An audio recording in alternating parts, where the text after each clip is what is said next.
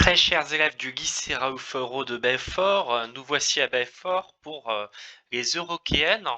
Et donc, tous les ans, je pense que vous êtes tous au courant, se tient le festival des Eurokéennes.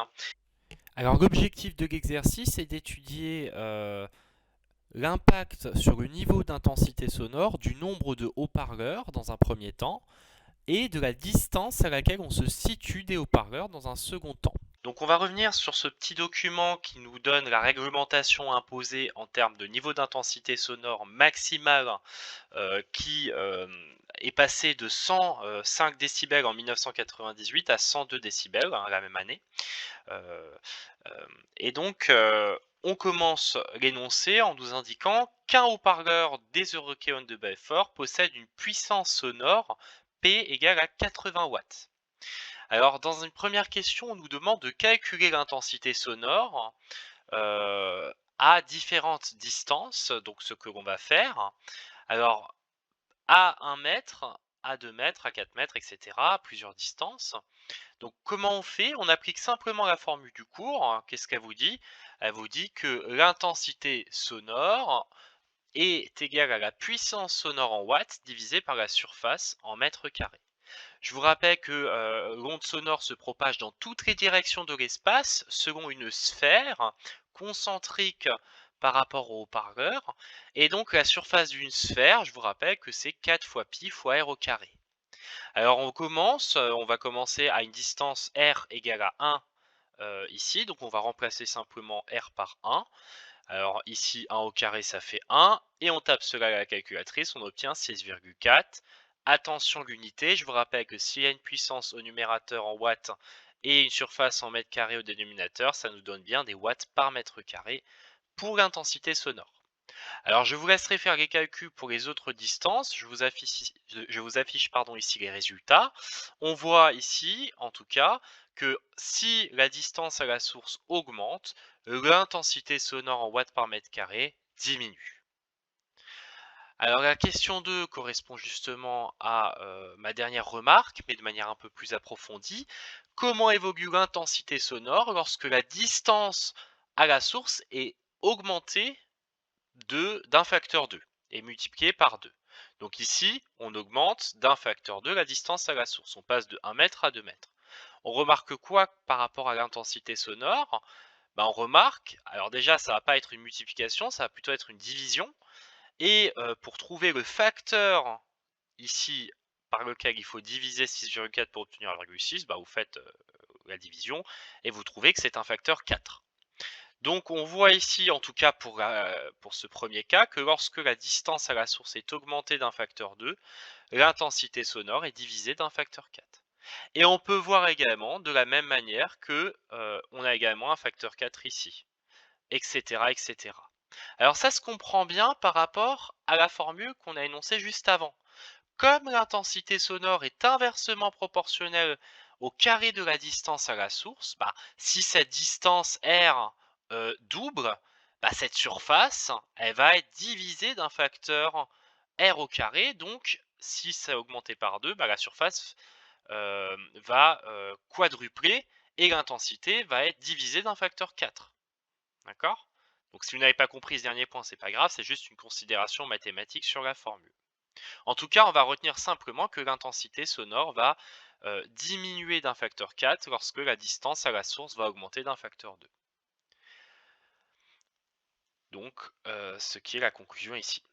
Alors, question suivante. On va associer cette fois-ci plusieurs haut-parleurs identiques aux précédents. Donc, c'est important que ces haut-parleurs aient les mêmes caractéristiques, la même puissance sonore.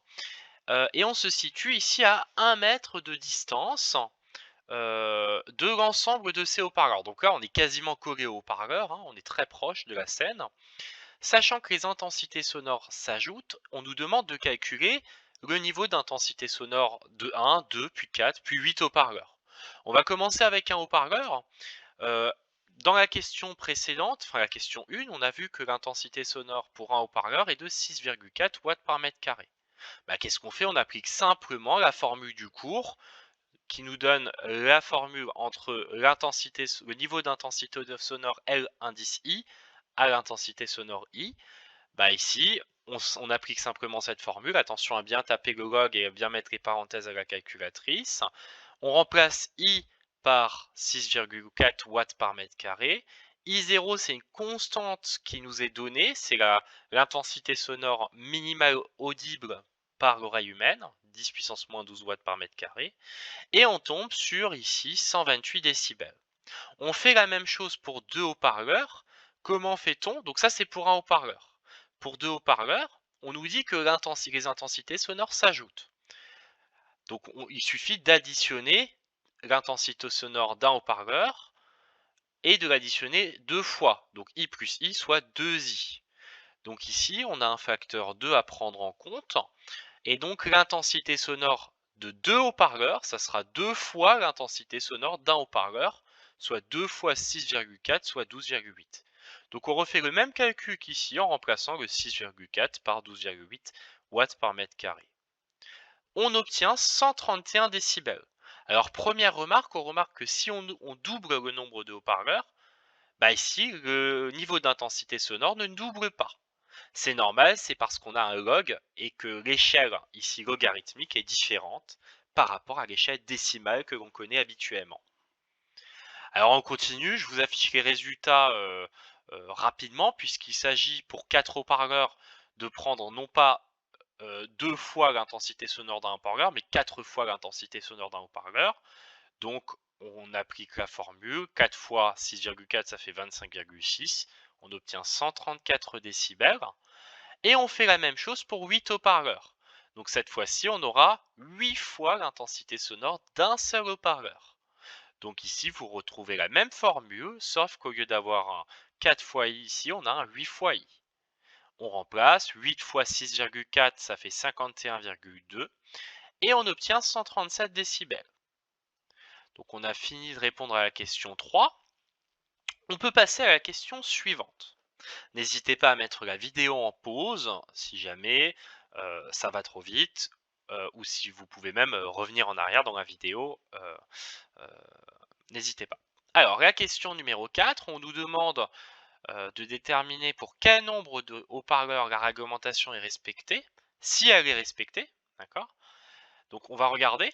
Alors je vous ai affiché ici le nombre de haut-parleurs dans un tableau en fonction du niveau d'intensité sonore associé, calculé précédemment. Alors dans le petit texte, on vous dit que le niveau sonore moyen ne peut pas dépasser 102 décibels. Alors la réglementation, c'est sur une certaine durée, on va supposer que le niveau reste le même pendant 15 minutes. Et ça ne doit pas dépasser 102 décibels. Or, on constate ici que peu importe le nombre de haut-parleurs, on dépasse les 102 décibels maximum autorisés. Donc, qu'est-ce qu'il faut faire? Il faut proposer une hypothèse. Il faut faire une hypothèse pour faire respecter cette réglementation. Donc là, ici, ce qu'on peut en tout cas en déduire de ce tableau, c'est que si on est, ça je vous rappelle que c'est tableau pour une distance de 1 mètre. Si on est situé à 1 mètre des haut-parleurs, peu importe le nombre de haut-parleurs, la réglementation n'est pas respectée, on dépasse largement les 105 décibels. D'accord? Donc même pas la nouvelle réglementation qui est de 102 décibels. Alors qu'est-ce qu'il faut faire? Idéalement, s'éloigner des haut-parleurs. Donc, on propose de s'éloigner de la source. On était à 1 mètre, ce qui est très proche. Alors, on va prendre la distance la plus grande qu'on a calculée dans la question 1, c'était 32 mètres. Donc, on avait vu dans la question 1 que pour 32 mètres, l'intensité sonore d'un seul haut-parleur est de 6,2 fois 10 puissance moins 3 watts par mètre carré. On refait les mêmes calculs que précédemment. Donc on applique la formule LI égale 10 fois log de I sur I0. Donc pour un haut-parleur, on aura 97 décibels. Pour deux haut-parleurs, il faut réappliquer la même formule, sauf que au lieu de prendre I dans la formule log de I sur I0, on prend 2I et on fait la même chose pour 4, puis pour 8, etc. Et je vous affiche directement les résultats. N'hésitez pas à m'envoyer un mail si vous n'arrivez pas à retomber sur ces résultats en refaisant les calculs. Alors qu'est-ce qu'on constate? C'est qu'ici, pour les deux premières lignes, on est bien dans la réglementation qui était de 102 décibels au maximum. Donc ici, on peut autoriser être à une distance de 32 mètres de 1 ou de 2 haut-parleurs, puisque dans les deux cas, on est bien dans la réglementation qui est au maximum 102 décibels. Donc ici, on ne pourrait pas mettre 4 ou 8 haut-parleurs. Alors c'est à nuancer, étant donné que la réglementation, elle nous impose pendant 15 minutes d'affilée, c'est-à-dire qu'il faut qu'il y ait un niveau d'intensité, d'intensité sonore supérieur à 102 décibels pendant 15 minutes d'affilée pour être hors la loi, entre guillemets, et donc pour ne plus être dans les clous en termes de réglementation. Donc si on dépasse un petit peu, mais pour une durée inférieure à 15 minutes, ça reste autorisé. Alors on passe à la question 5.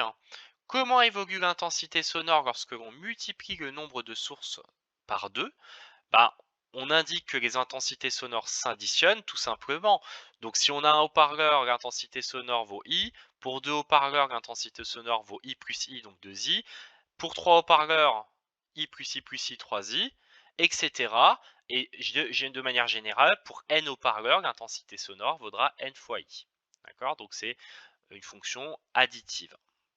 Pour répondre à la question, donc en multipliant le nombre de sources sonores, alors là ici supposé identique, par 2, on multiplie par 2 l'intensité sonore. C'est une question assez simple. Alors question 6, comment évolue le niveau d'intensité sonore cette fois-ci si on multiplie le nombre de sources par 2? Et bien ici on voit que si j'augmente, je passe de 1 haut-parleur à 2 haut-parleurs, j'augmente bien d'un facteur 2 mon nombre de haut-parleurs, le nombre de sources. Ici, qu'est-ce qu'on fait par rapport au niveau d'intensité sonore? Alors vous verrez, mais on ne peut pas trouver un facteur multiplicatif. On est obligé d'additionner un certain chiffre. Et vous allez voir qu'on va toujours additionner 3 décibels. 128 plus 3, ça fait bien 131. Vérifions par la suite. 2, j'augmente encore, je double encore le nombre de haut-parleurs, je passe de 2 à 4. Remarquez, je fais encore plus 3 décibels, etc. Je fais à chaque fois 3 décibels. Donc pour conclure, lorsque l'on multiplie le nombre de sources par 2, eh bien le niveau d'intensité sonore augmente de 3 décibels.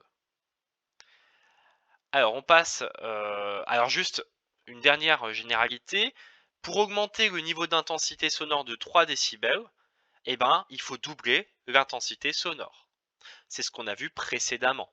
D'accord? On a vu que lorsque l'on doublait le nombre de haut-parleurs, ça doublait l'intensité sonore et que ça augmentait d'un coefficient 3, enfin que ça ajoutait 3 décibels au niveau d'intensité sonore.